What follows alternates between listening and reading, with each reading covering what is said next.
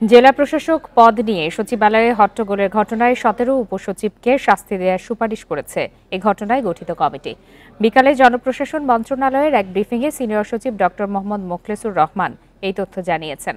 এর আগে গত 9 ও 10 সেপ্টেম্বর 2 দফায় দেশের 59 জেলায় নতুন ডিসি নিয়োগ দেয় সরকার।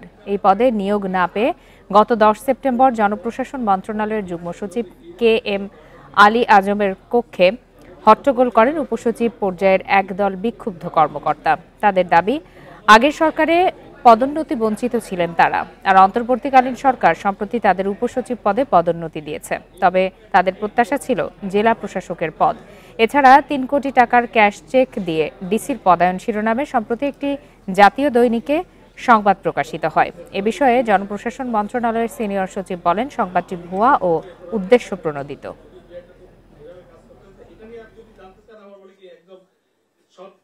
17 জনকে উনি ইন্টারোগেট করেছেন। 3টা পর্যায়ে উনি সাজেস্ট করেছেন কি কি ব্যবস্থা নেওয়া যেতে পারে।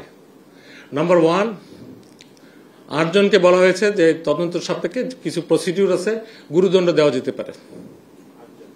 8।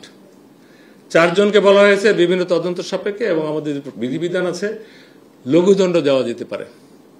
আর 5 জনের ব্যাপারে বলা হয়েছে তিরস্কার